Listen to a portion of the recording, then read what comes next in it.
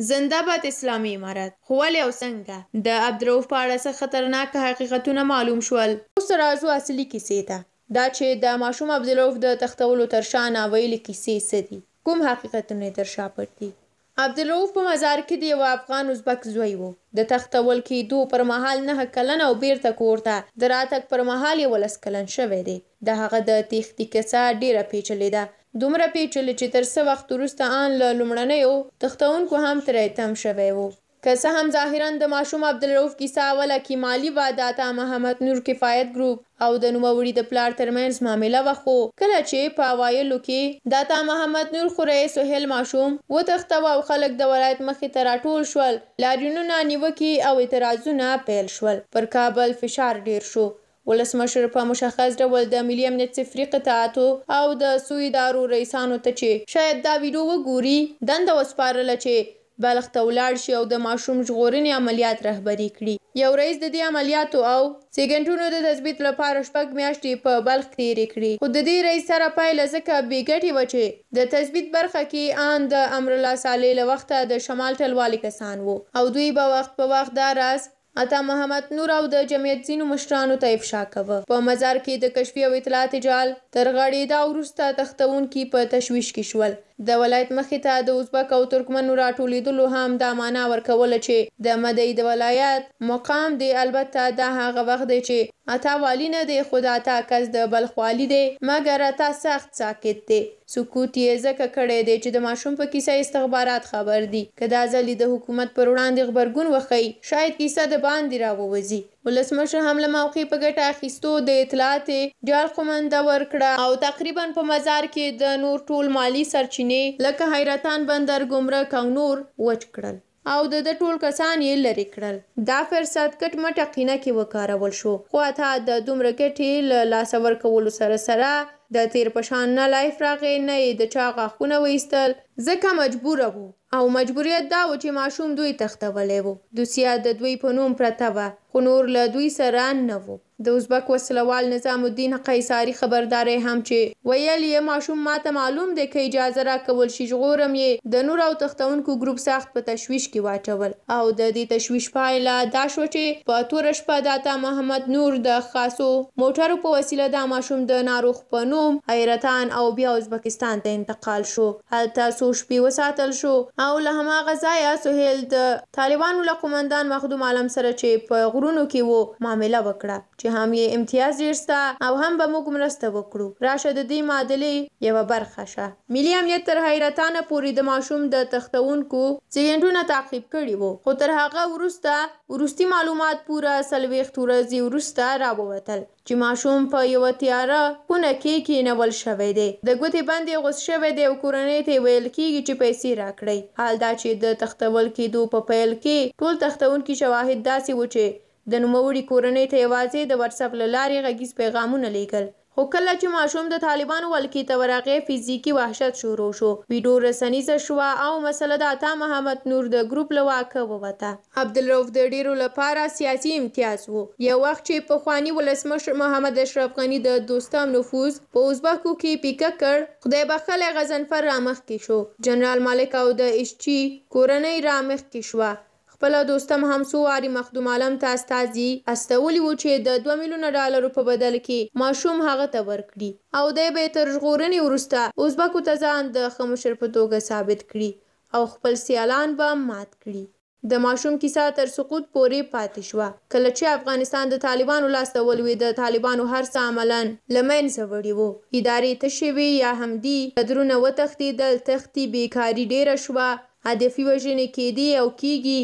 لنډه دا چې د پاسپورت د رئیس د عیاشي له ویډیو بیا د پاکستان تر پوځي یرغل او نورو خبرو پورې که راشو، هره ورځ د مایوسۍ خبرونه وو چې اورو یې. نو د حقاني شبکه چې تر دې نورو لږه فعاله او استادان یې پاخه دي هڅې پیل کړي چې تظاهر او ریاکارانه کړنې پیل کړي. غل ونیسه، څپلکه په خوله کې ورکړه، کس ووژنه، بیا یې د سړي تښتونکي په نوم په دار وځړوه. د دې ماشوم ژغورنه هم د دوی ډېر غټ ارمان و، ځکه دوی فکر کوه چې شاید مخدوم عالم د دوی په یوه اشاره ماشوم دوی ته وسپاري. خو دا ماشوم تر یوه وخته پورې هیر شو. خو کله چې د طالبانو د فساد، هدفي وژنو، قومي تعصب او جبر کیسې ډېرې شوې، په شمال کې مقاومت پیل شو. نارضایتي او تېښتو زور واخیسته. حقاني شبکې ته وویل شول چې دا ماشوم باید پیدا او کورنۍ ته په وسپارلو.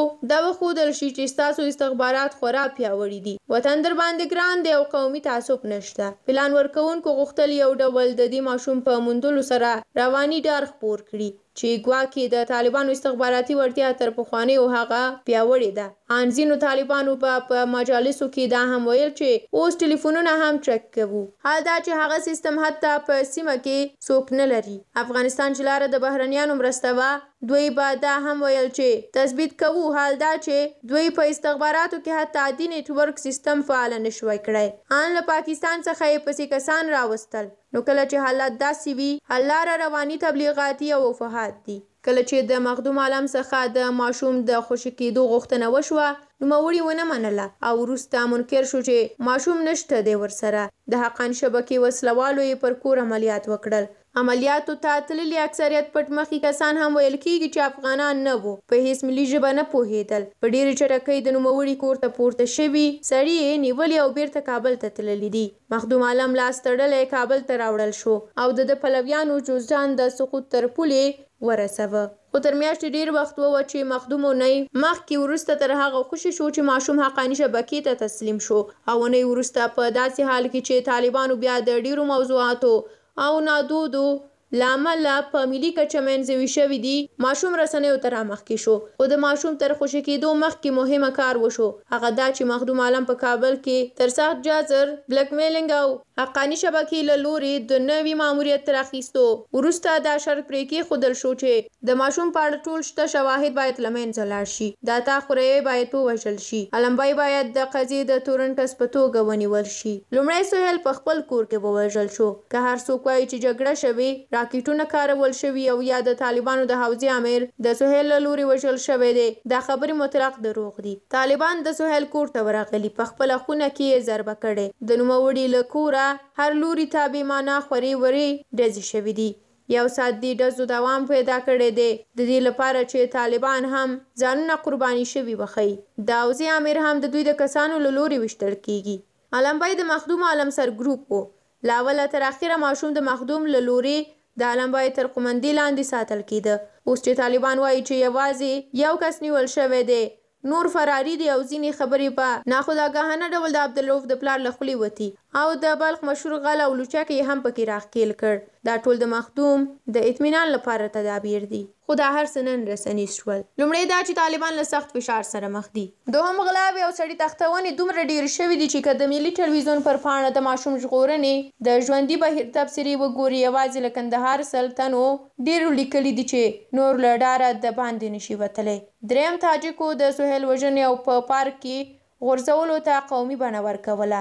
له تېرو څو ورځو راهیسې تاجک په شدت لګیا دی چې نوموړی له هزارهو د دفاع په خاطر وژل شوی دی او طالبانو دې تبلیغاتو هم ورخطا کړي وو. څلورم ازبک د پټ انسجام په حال کې دي. د دوی په منځ کې د سلام حنیفي نن راظاهرېدل هم معنادار وو، خو ګټه به ونه کړي ځکه ازبکو ته د طالبانو کړنې د دښمن د کړنو په معنا دي. د راس په نوم د طالبانو هغه فیسبوکي مستعارې پاڼې چې د دوی د استخباراتو د رسنیو د ریاست له لوري پر مخ وړل کېږي، د خبر تر نشرېدو وروسته چې کله د رسنیز حالات جاج اخیستی چې خلک ټول پوه شوي دي چې کیسه څه وه، په ډېر محتاطانه بڼه یې کیسه افشا کړي چې ګواکې سهیل هم د دې تختونې یوه برخه وه او ماشوم د نوموړي په کور کې وموندل شو.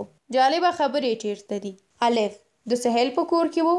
بالکل نه، ځکه طالبانو که ثبوت لرلی امکان نه لري چې په داسې سخت حالات کې یاد ثبوت نه وی رسنیز کړی. دوهم مالکبای نو ولې ونیول شو؟ دا خو یو ازبک دی، د مخدوم عالم سر ګروپ و. په اکثریت ازبک میشتو سیمو کې ټول پیژني دا چې د یو مظلوم طالب له مجبوریته به ګټه پورته شي، پر هغه به تور پورې شي چې دا بېله خبره ده. خو په دې کیسه د نیم برخه ده. نور د مومن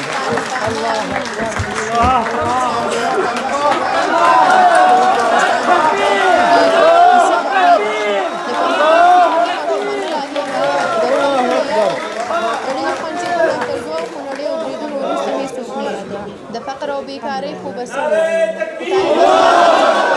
ځکه څه چې